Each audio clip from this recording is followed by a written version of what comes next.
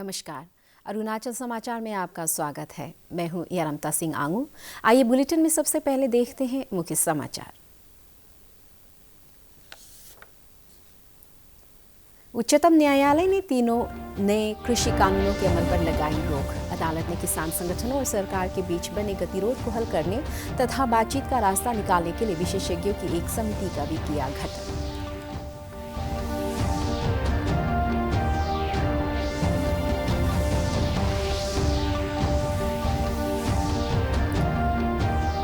प्रधानमंत्री नरेंद्र मोदी ने कहा, नई राष्ट्रीय शिक्षा नीति का मुख्य उद्देश्य बेहतर व्यक्ति के निर्माण के माध्यम से एक बेहतर राष्ट्र का निर्माण करना। स्वामी विवेकानंद की जयंती के अवसर पर ईटानगर में विभिन्न क्षेत्रों में उल्लेखनीय योगदान के लिए 15 व्यक्ति को किया गया सम्मानित।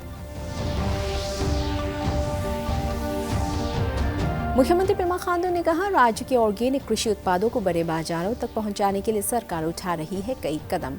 राज्य सचिवालय परिसर में स्थानीय ऑर्गेनिक उत्पादों को प्रोत्साहित करने के लिए Arunachal Pradesh food product outlet का किया उद्घाटन।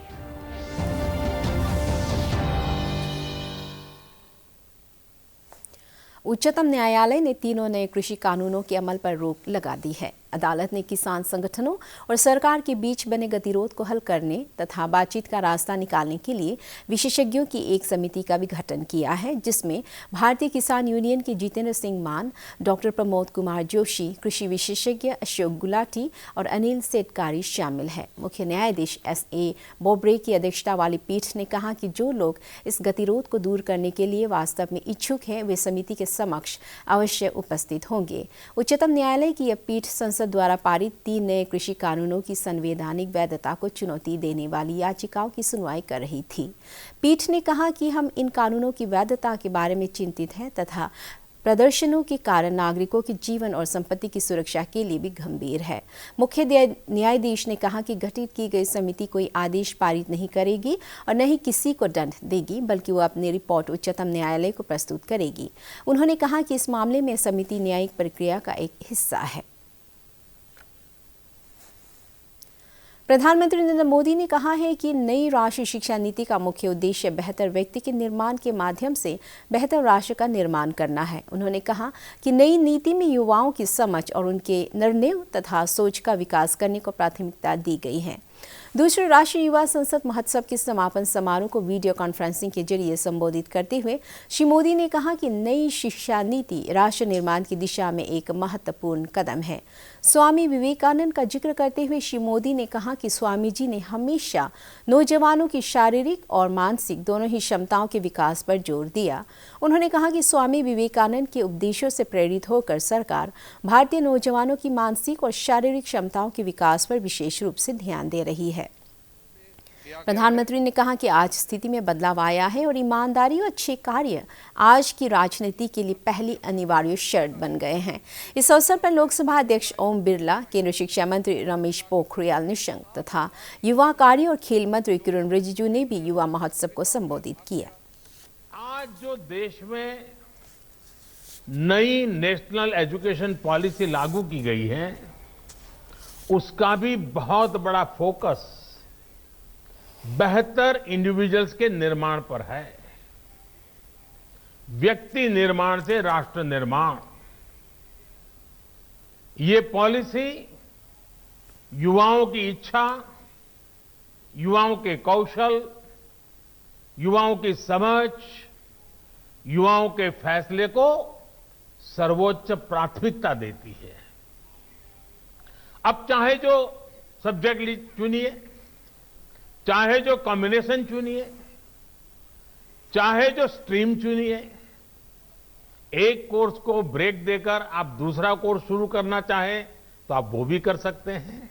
विवेकानंद जी कहते थे कि हमारे युवाओं को आगे आकर राष्ट्र का भाग्य विधाता बनना चाहिए।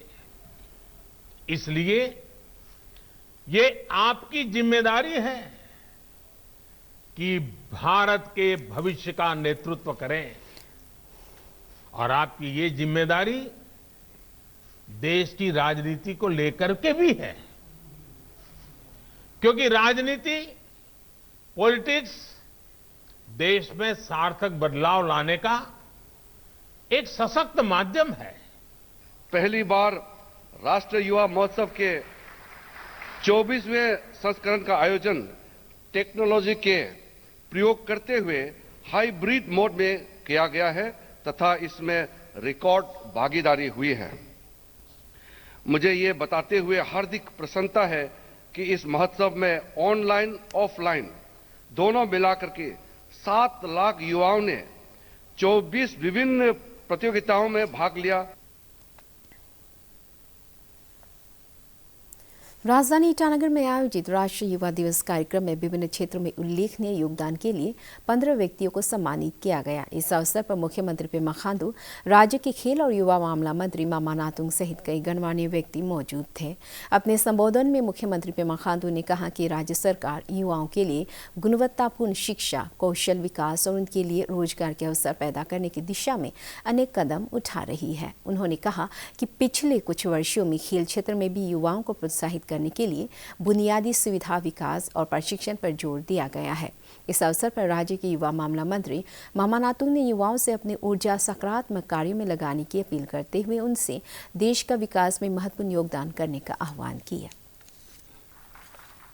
विवेकानंद केंद्र के ऑल इंडिया के जितने भी एग्जीक्यूटिव मेंबर्स हैं, हर एक साल में जो कॉन्फ्रेंस होता है उसको first time in the history of Arunachal Pradesh हम लोगों को मौका मिला है। तो नेक्स्ट मंथ फरवरी 12 से 12 तारीख से हम लोग और अपना अरुणाचल में हम लोग होस्ट कर रहे हैं, जिसमें पूरे देश भर से अपना विवेकानंद केंद्र के जो एग्जीक्यूटिव मेंबर्स हैं वो लोग यहाँ पे आएंगे, आप चर्चा करेंगे, बहुत सारा टॉपिक्स दिए जाएंगे, एजुकेशन भी उसका एक पार्ट रहेगा, उसको ऊपर भी चर्चा करेंगे। तो देश भर से मोर देन 300 डेलीगेट्स यहाँ पे इन्वाइट कर रहा है, तो हम लोग होस्ट कर रहा है उसको लेके। And I feel very proud of that कि इस कॉन्क्लेव से वो जो आने वाला जो कॉन्क्लेव है उस कॉन्क्लेव के बाद में डेफिनेटली राज्य को बहुत फायदा होगा। और वीकेबी जो संस्था है, जैसे मैंने कहा कि अभी तक हमारे राज्य में अराउंड 40 स्कूल्स अभी चल रहा है, तो इन सारा स्कूल्स में बहुत सारा अच्छा प्रोडक्ट्स भी हम लोगों को दिया है। भारत को आजादी पाने के लिए भी काफी हमारा देश का लोगों ने बलिदान दिया और इसमें स्वामी विवेकानंद का सोच नेसेस एक अलग है। स्वामी जी का एक सोच अलग है कि सभी ने फ्रीडम फाइटर ने अपने जिंदगी को सेक्रीफाइस किया, लेकिन स्वामी जी वो युवाओं को किस प्रकार से, किस मेहनत से इस देश को आगे बढ़ाने का उन्होंने काम किया, क्योंकि पूरा उसको पता था कि अगर ये देश को, भारत का संस्कृति को, भारत को ताकत बनाना है तो हमारा युवाओं का साथ जोड़ना होगा, युवाओं का सोच बदलना होगा, युवाओं का विचार बदलना होगा। इस क्षेत्र में स्वामी जी ने काम करना शुरू किया। देश में कोविड-19 महामारी से स्वस्थ होने की दर बढ़कर 96.49% हो गई है। पिछले 24 घंटों में 18,000 से अधिक रोगी स्वस्थ हुए हैं और 12,584 नए मामले दर्ज किए गए हैं। देश में महामारी से पीड़ित रोगियों की कुल संख्या 2,16,000 है। पिछले 24 घंटों में देश भर में कोविड-19 से 167 रोगियों की मृत्यु हुई है। इधर अरुणाचल प्रदेश में सोमवार को कोविड संक्रमण के 5 नए मामले सामने आए और 8 रोगी स्वस्थ हुए। राज्य में कोविड के सक्रिय मामलों की संख्या घटकर 63 रह गई है और रिकवरी दर बढ़कर 99.2% हो गई है। सोमवार को दर्ज किए गए कोविड के नए मामलों में चांगलांग जिले से 3, ईस्ट सियांग और लोहित जिले से एक मामले शामिल है। पुणे के सीरम इंस्टीट्यूट ऑफ इंडिया में तैयार की गई कोविशील्ड वैक्सीन का वितरण शुरू हो गया है। 6 शीत भंडारण कंटेनरों में ये वैक्सीन कड़ी सुरक्षा के बीच पुणे हवाई अड्डे भेजी गई। ये टीका पुणे हवाई अड्डों से देश भर के 13 शहरों में भेजा जा रहा है, जिसमें औरंगाबाद, दिल्ली, चेन्नई, बेंगलुरु, करनाल, कोलकाता, हैदराबाद, गुवाहाटी, लखनऊ, चंडीगढ़ और भुवनेश्वर शामिल है। पहली उड़ान सुबह 8 बजे दिल्ली के लिए रवाना हुई। इधर केंद्र सरकार ने कहा कि किसी भी व्यक्ति को टीकाकरण कार्यक्रम पूरा करने के लिए 28 दिन के अंतराल पर वैक्सीन की 2 खुराक लेनी होगी। केंद्रीय स्वास्थ्य मंत्रालय ने कोविड-19 वैक्सीन के बारे में अक्सर पूछे जाने वाले प्रश्नों के उत्तरों की एक श्रृंखला तैयार की है। मंत्रालय ने बताया कि कोविड-19 वैक्सीन की दूसरी खुराक प्राप्त करने के 2 सप्ताह बाद एंटीबॉडी के सुरक्षात्मक स्तर विकसित होते हैं। मंत्रालय ने स्पष्ट किया है कि कोविड-19 के लिए टीकाकरण स्वैच्छिक है, लेकिन इस बीमारी से बचाव के लिए कोविड-19 वैक्सीन की पूरी खुराक लेने की सलाह दी गई है।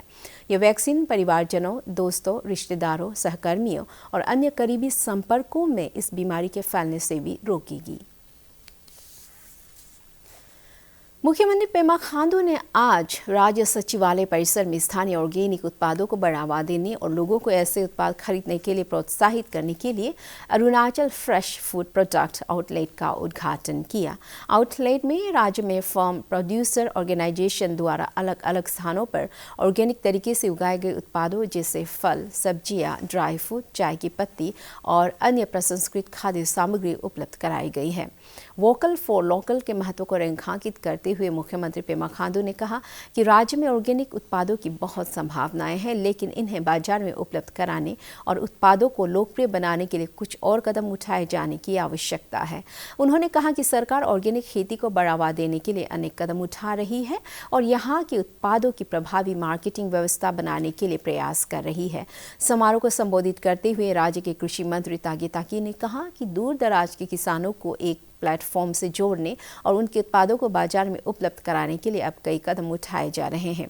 राज्य के मुख्य सचिव नरेश कुमार ने ऑर्गेनिक उत्पादों की बढ़ते हुए बाजार का जिक्र करते हुए कहा कि अरुणाचल के पास प्राकृतिक तौर पर ऑर्गेनिक खेती की सारी विशेषताएं मौजूद है।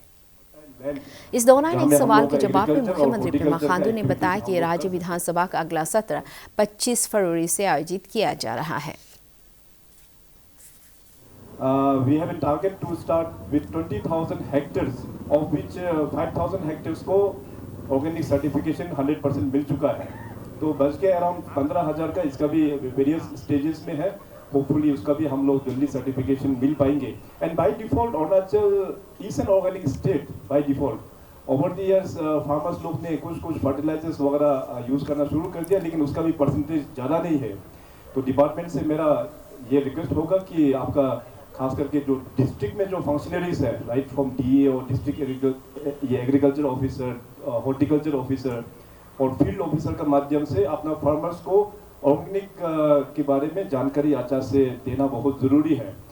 ये आउटलेट जो है अगर सही ढंग से चले तो हम लोग का प्लानिंग है कि नाहरलगुन में और ईटानगर में आउटसाइड दी हमारा सेक्रेटरिएट कॉम्प्लेक्स भी हम लोग इस तरीके के आउटलेट लगाएंगे ताकि हमारा एंटरप्रेन्योर और एग्रीकल्चर ऑर्गेनाइजेशंस को प्रमोशन मिले और अच्छा वैल्यू मिले। We all have to work together, and such type of showcase will definitely encourage our farmers to grow this. The department has to be a little bit more proactive, especially that cutting edge of extension officer. If they can take the technology, they can take the seed sapling to the ground, then perhaps in the due course of time we will be the one of the largest organic producer in the country. केंद्रीय सामाजिक न्याय और अधिकारिता मंत्रालय के अधीन दिव्यांगजन विभाग की सचिव शकुंतला डी गामलिन ने कल मुख्यमंत्री पेमा खांडू से मुलाकात कर दिव्यांगजनों को समाज में सम्मानजनक और बराबरी का अधिकार दिलाने के लिए सरकार की योजनाओं पर चर्चा की।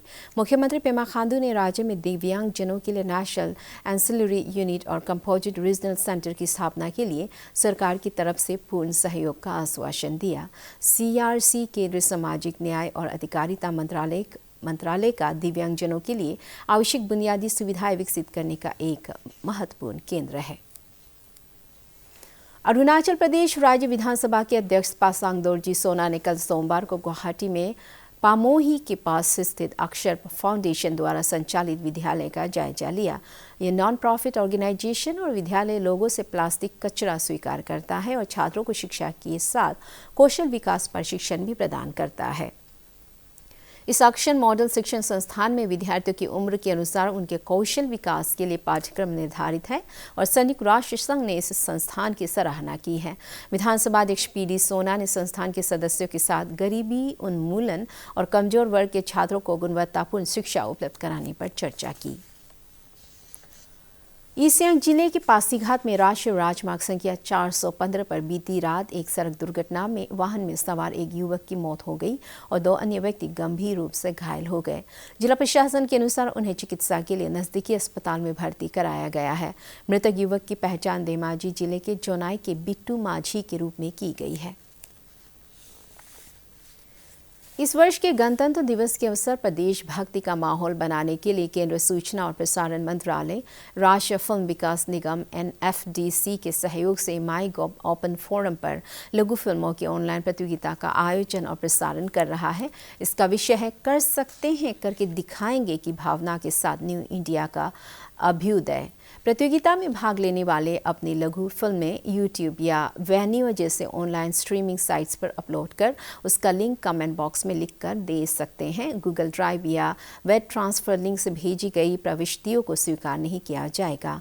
स्टोरी बोर्ड, लघु फिल्म की पटकथा, वर्ड या PDF डॉक्यूमेंट और पिक्चर भी स्वीकार नहीं की जाएगी। सर्वश्रेष्ठ प्रविष्टियों को नगद पुरस्कार दिए जाएंगे। पहला पुरस्कार 1 लाख रुपए, दूसरा 50,000 रुपये और तीसरा 25,000 रुपये का होगा। लघु फिल्म प्रतियोगिता के लिए प्रविष्टियों का भेजा जाना 8 जनवरी से शुरू हो चुका है और ये इस महीने की 20 तारीख तक जारी रहेगी। अरुणाचल समाचार के आज के अंक में इतना ही। जाने से पहले आप सभी से अनुरोध है कि कोविड-19 के दिशा निर्देशों का पालन करें, हमेशा मास्क लगाएं, बार-बार हाथ धोएं और सोशल डिस्टेंसिंग के नियमों को मानें। हम कल फिर हाजिर होंगे अरुणाचल और देश दुनिया की खबरों के साथ। चलते चलते आपको बता दें, आप अरुणाचल समाचार हमारे YouTube channel DD news Arunachal पर भी देख सकते हैं। देखते रहिए अरुण प्रभा। नमस्कार।